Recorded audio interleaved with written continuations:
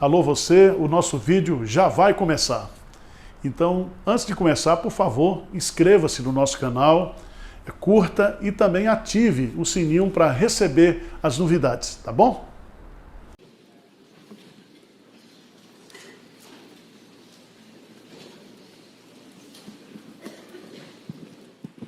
Boa tarde, meus irmãos.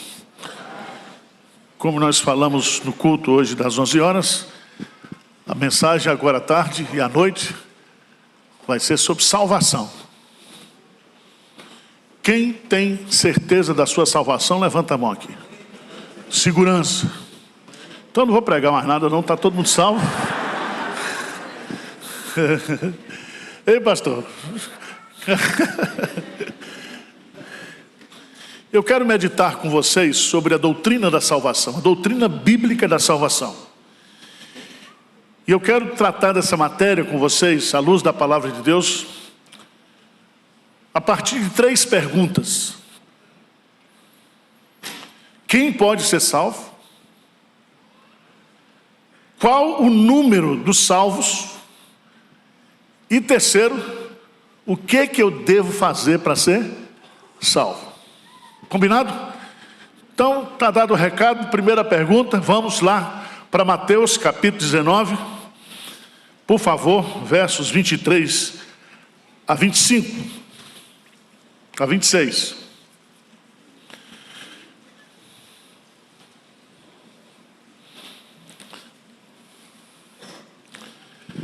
Diz assim, Jesus, a partir do versículo 23 de Mateus 19. Então disse Jesus a seus discípulos: em verdade vos digo que um rico dificilmente entrará no reino dos céus. E ainda vos digo que é mais fácil passar um camelo pelo fundo de uma agulha do que entrar um rico no reino de Deus. Juntos, vamos ver, versículo 25.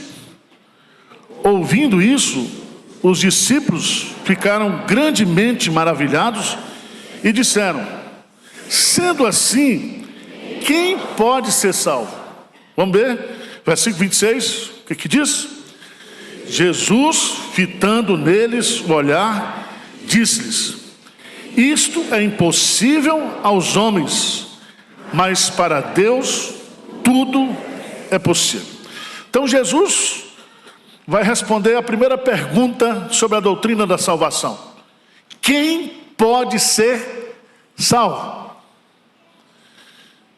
Se você for para os cânones da Igreja Católica Apostólica Romana, a resposta seria: serão salvos somente aqueles que estiverem na Igreja Católica. Embora a salvação venha de Deus, o operar, o administrar dessa salvação é da Igreja. E eles chegam a afirmar categoricamente que fora da Igreja não há salvação. Por isso que as crianças têm que ser batizadas para serem regeneradas, segundo a doutrina católica, para não morrer pagã. Entendendo? Se você for perguntar para um espírita como é que uma alma pode ser salva, quem é que pode ser salvo, ele vai responder simplesmente assim: olha, ele diz, só a possibilidade de salvação através de um processo de encarnação, desencarnação e reencarnação. E quando você passa por vários processos, o seu espírito vai ser aperfeiçoado até ser um espírito de luz. E tem muita gente que acredita nisso. Mas a Bíblia diz que está ordenado aos homens morrerem uma só vez. E depois disso, então para nós na Bíblia não tem reencarnação. Nicodemos, que era teólogo, perguntou para Jesus: como eu posso, sendo velho, entrar no ventre da minha mãe? Ele disse: você não entendeu nada, você precisa nascer de novo. É regeneração, é conversão. Só existe basicamente 2 doutrinas da salvação. A bíblica, que diz que a salvação ela vem de Deus. A salvação, ela é na linguagem de Jesus. Sendo assim, quem pode ser salvo? Qual é a resposta? Isto é o quê? Impossível para o homem. Então, cai por terra aqui, salvação pelas obras. Cai por terra aqui o universalismo, que diz que por causa da obra de Cristo, todos serão salvos. Cai por terra aqui aquelas correntes de que o homem pode decidir a sua salvação, tanto na linguagem de Comênios, na linguagem agora dos arminianos. Não. A pergunta fundamental aqui, gente, presta atenção. Por que Jesus diz, sendo assim, quem pode ser salvo? Jesus diz, isto é impossível aos homens, mas para Deus tudo é possível. Por que a salvação ela é impossível para o homem? E a resposta está lá em Romanos, capítulo 5, versículo 12. Romanos 5, 12 diz, portanto, assim como por um homem entrou o pecado no mundo e pelo pecado a morte, assim também a morte passou a todos os homens, porque todos pecaram. Então todos os homens se encontram na condição de pecadores. E nessa condição existe uma inabilidade, uma incapacidade, uma impotência. A linguagem aqui teológica seria que ele está morto. O pecado trouxe a morte física, o pecado trouxe a morte espiritual, e o pecado trouxe a morte eterna. Então, se a pessoa nasce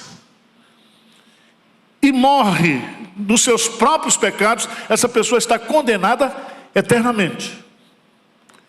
Então, ela precisa, nesta vida, passar ou sofrer um processo de ressurreição espiritual. Vocês estão entendendo ou não? Vou explicar isso para vocês. Vamos lá para Efésios, capítulo 2. Efésios, capítulo 2. Todo mundo aqui é bom em português. Efésios, capítulo 2, lá no versículo 1. Vamos ler juntos esse versículo preciosíssimo. Vamos lá? Efésios 2, 1. O que diz? Ele vos deu vida, estando vós mortos nos vossos delitos e... Então presta atenção. Eu e você nascemos mortos espiritualmente, ou seja, sem vida com Deus. Nós nascemos já com a nossa data de morte física marcada e, consequentemente, com a nossa morte eterna definida. Veja no texto, é uma frase muito simples. Ele é o sujeito. Ele vos deu o quê? Vida. Então eu não tinha vida, porque eu estava morto nos meus delitos e pecados. Então a salvação vem de Deus. Ele vos deu vida. A salvação vem de Deus. A salvação é como se houvesse na minha vida e na sua vida um novo nascimento, na linguagem de Jesus, ou nessa linguagem aqui, uma espécie de ressurreição espiritual.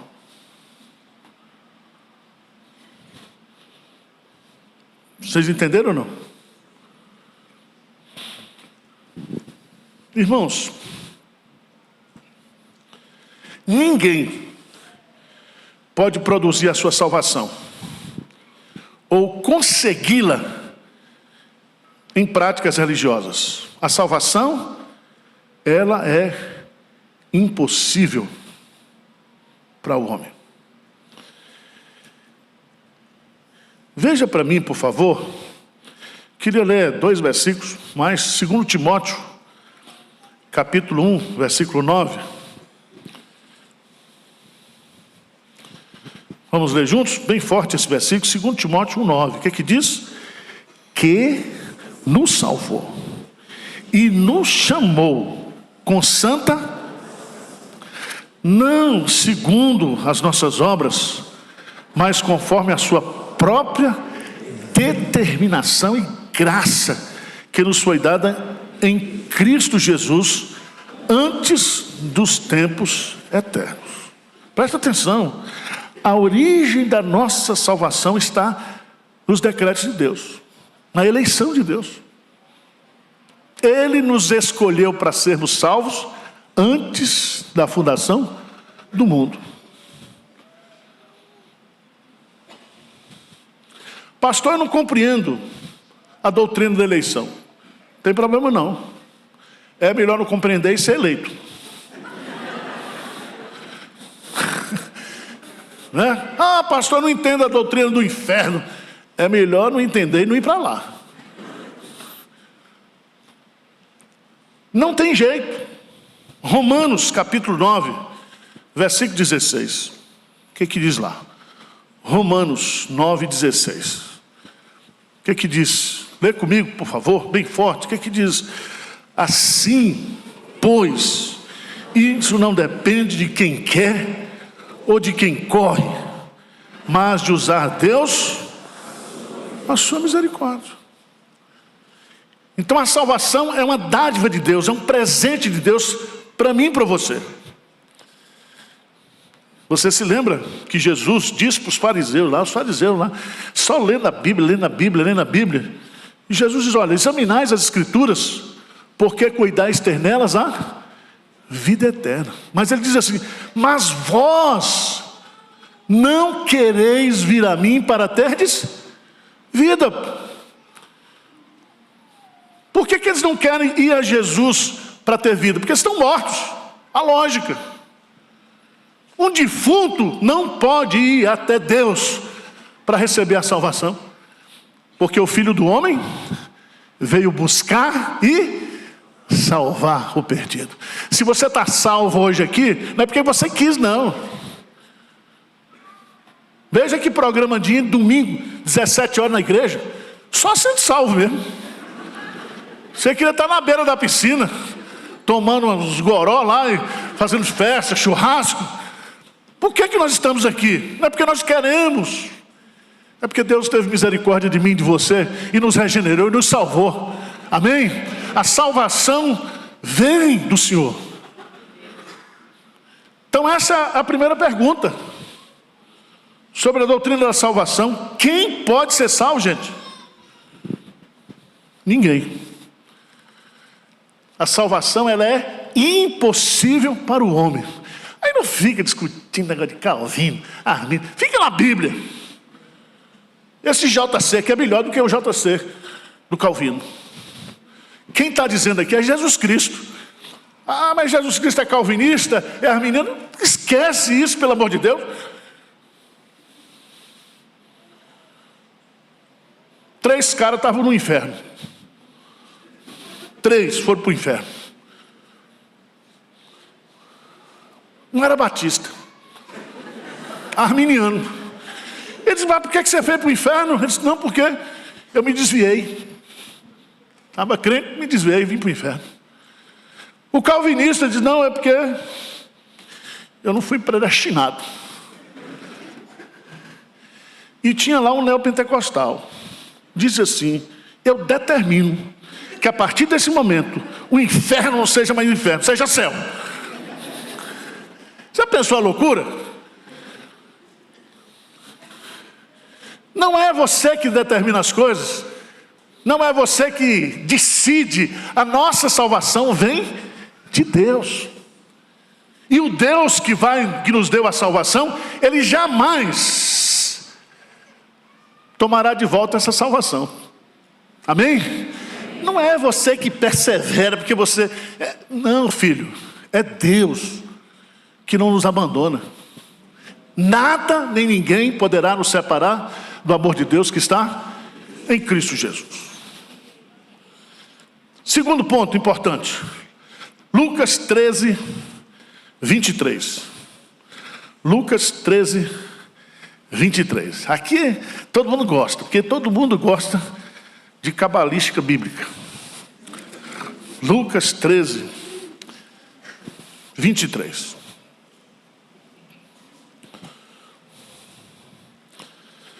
O que diz? E alguém lhe perguntou. Perguntaram para Jesus. Olha a encrenca. Senhor, são poucos os que são salvos? Veja, gente, como estatística é uma coisa que interessa na área da religião. Eu estou olhando para vocês aqui, tem muita gente com cara de não salvo.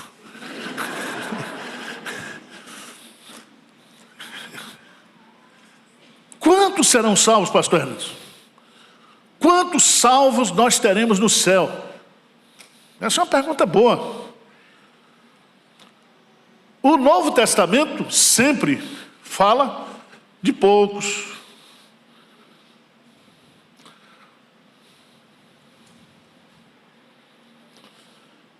Mas, João 6,39,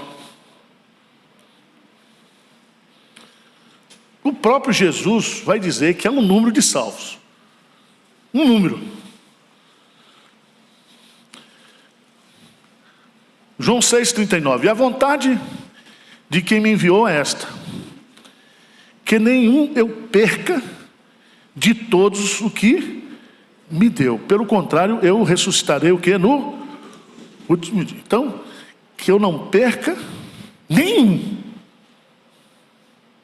O que é que isso significa? Significa que o número dos salvos, eu não sei o número, mas está relacionado à obra de Cristo. Se o Pai escolheu, aí tem um negócio lá do livro da vida, não é isso? Seu nome está no livro da vida? Jesus diz que está. Então Jesus recebeu do Pai o livro da vida com o nome dos eleitos. E Jesus Cristo, então, quando vai para a cruz, morrer na cruz, ele sabia o número exato daqueles por quem ele estava o quê?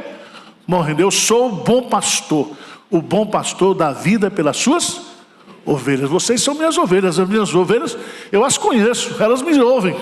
Eu lhes dou a vida eterna.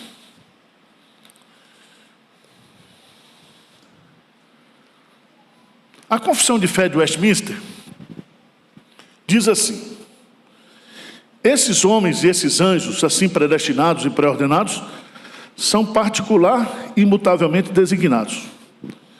O seu número é tão certo e definido que não pode nem ser aumentado, nem o quê? Diminuído. Então no céu não tem penetra. Não tem jeitinho para entrar no céu. A ideia é o seguinte, presta atenção. Todos aqueles que foram eleitos por Deus e que foram redimidos pela obra de Cristo, nenhum desses ficará fora do céu. Deu para entender?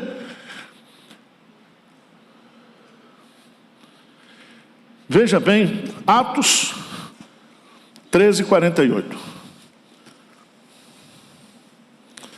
Atos dos Apóstolos, capítulo 13, versículo 48. Vamos ler esse versículo com calma. Vamos ler juntos com calma. O que é que diz? Os gentios, ouvindo isto, regozijavam-se e glorificavam e creram todos os que haviam sido destinados. Presta atenção. Creram todos.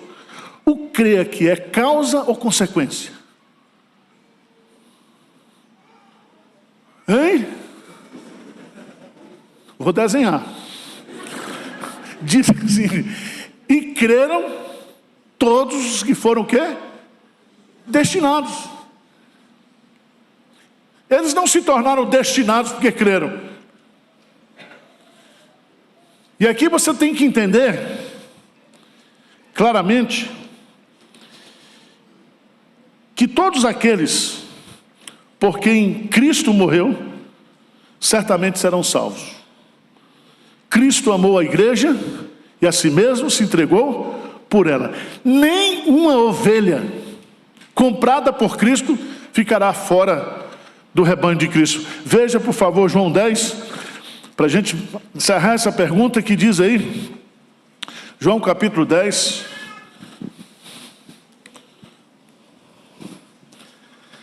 versículo 15, ele diz assim: assim como o Pai me conhece a mim, e eu conheço o Pai e dou a minha vida pelas ovelhas. Ainda tenho outras ovelhas, não deixe aprisco. A mim me convém o quê?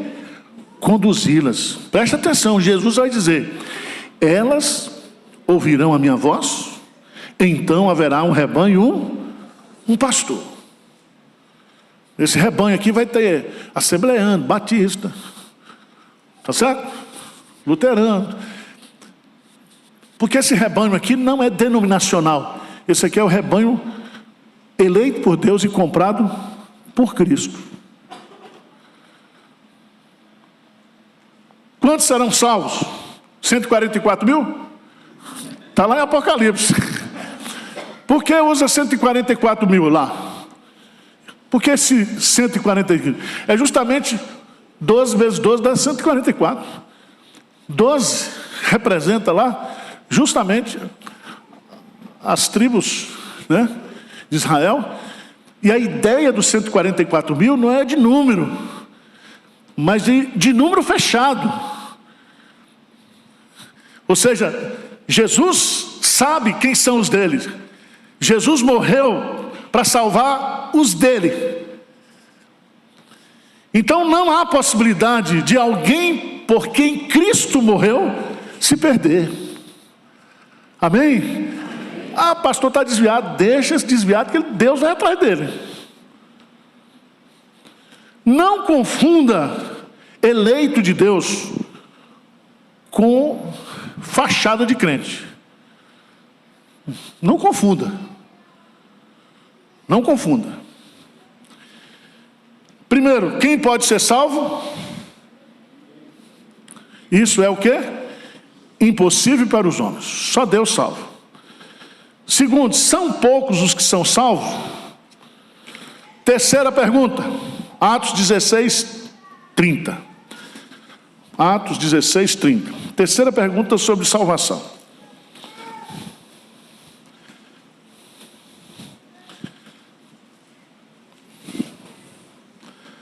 O que diz? Vamos ler juntos? Depois, trazendo-os para fora, disse: Senhor, que devo o quê? Fazer para que eu seja? Olha que pergunta fantástica.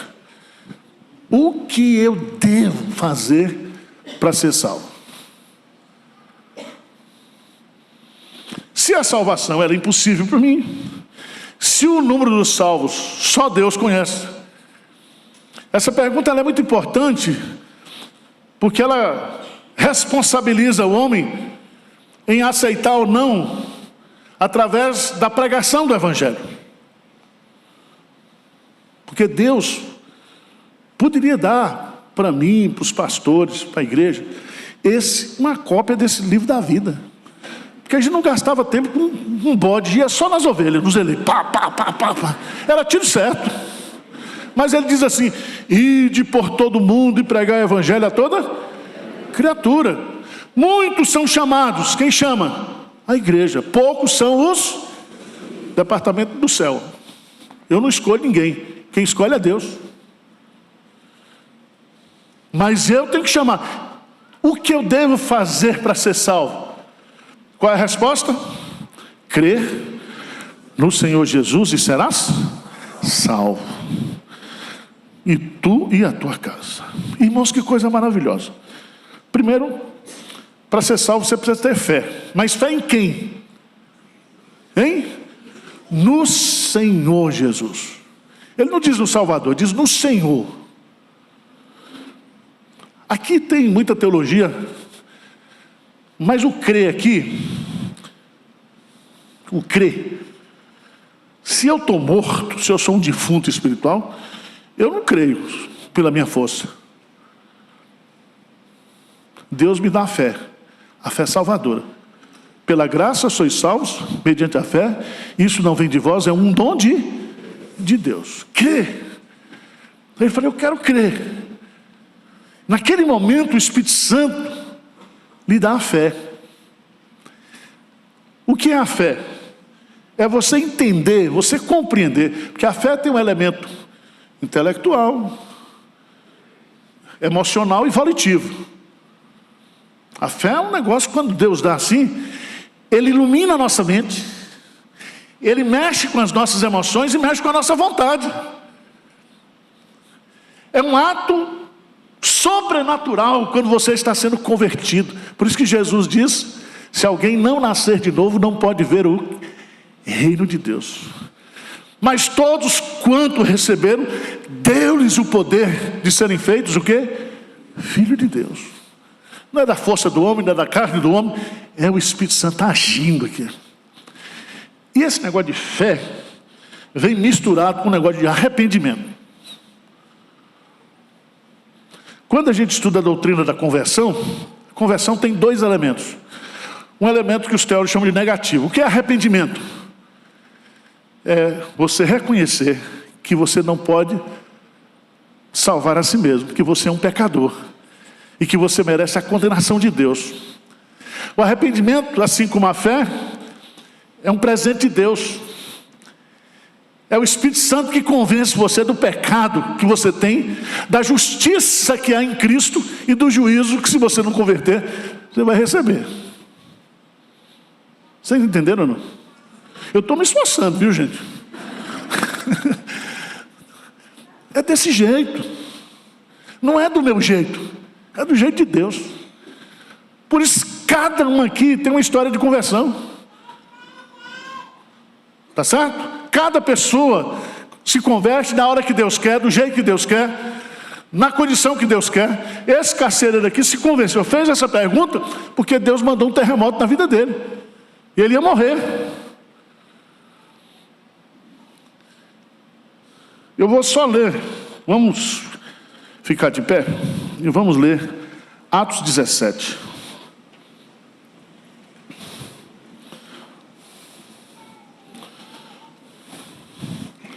Vamos ler o verso 30 e 31. Se você está aqui nessa tarde e você ainda não tem certeza da sua salvação, hoje é tarde de salvação. Você vai dizer para Deus, Senhor, me salva nessa tarde. Eu estou morto espiritualmente, ressuscita-me aqui nesta tarde. Que o Espírito Santo gere em você novo nascimento. Mas veja que coisa linda.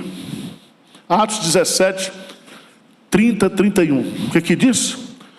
Ora, não levou Deus em conta os tempos. Para aqui. O que você fez da agora para trás é ignorância. Você fez que você é um ignorante espiritual. Deus não leva em conta isso. Amém? Agora, se você crê hoje, você vai se tornar uma nova. As coisas velhas, o quê? Ficaram para trás. Eis que tudo se fez novo. Agora veja o advérbio de tempo. Veja lá, Atos 17. Agora, olha o advérbio de tempo. Porém, notifica aos homens que todos, em toda parte, o quê? Se arrependam. Essa palavra notificação é uma linguagem judicial. Está notificando você. Está convidando, não. Está notificando você. Todos, em toda parte, que se arrependam. Reconheçam que são pecadores. Reconheçam que você não pode salvar a si mesmo. Isso é impossível. Reconheça que se seu nome estiver no livro da vida, Jesus já pagou o preço da sua redenção. É pela graça, é pela fé. Ele já pagou por você. E aí diz, Deus já estabeleceu um dia em que há de julgar o mundo com justiça, por meio de um varão que destinou e acreditou diante de todos, ressuscitando o quê? Dentre os mortos, Jesus. Já está destinado o dia do juízo final, do acerto de contas. se você está vivo hoje, hoje é o dia da salvação. Hoje é o dia. Se hoje ouvirdes a voz do Espírito Santo, não endureçais o vosso coração. Vocês me entenderam? Quem pode ser salvo? Ninguém. Quantos são os salvos? Aqueles por quem Deus escolheu e Cristo morreu. E o Espírito Santo vai converter. O que você deve fazer para ser salvo? Crer em Jesus Cristo, na pessoa dele e na obra que ele fez por você. Não foi Allan Kardec que morreu por você, não foi Buda que morreu por você. Quem morreu por você foi Jesus. Porque só Jesus pode nos colocar na presença de Deus. Só a obra de Jesus foi perfeita para satisfazer a justiça de Deus. E só através de Jesus que todos os nossos pecados são remidos e todas as nossas acusações e condenações são suspensas. Amém? Feche os seus olhos, vamos orar. Senhor Deus, a Tua palavra está exposta aqui, Senhor, de uma forma bem simples e clara. E nós esperamos que o Espírito Santo faça aquilo que eu não posso fazer, que nenhum pregador pode fazer, que é iluminar a mente, que é dar compreensão, discernimento espiritual, que cada um possa entender aqui, Senhor, que fora de Jesus não há salvação, que a salvação é um presente do Senhor, e que haja fé e arrependimento, quebrantamento, convicção de pecado nessa tarde, para que a obra de Cristo seja aplicada na vida dessas pessoas. Salva-nos e seremos salvos. Cura-nos e seremos curados. O Senhor é a ressurreição e a vida. E aquele que crê em Ti, Senhor, jamais morrerá. Consola, conforta, anima os Teus filhos, as Tuas ovelhas, a Tua igreja nessa tarde. Em nome de Jesus. Amém.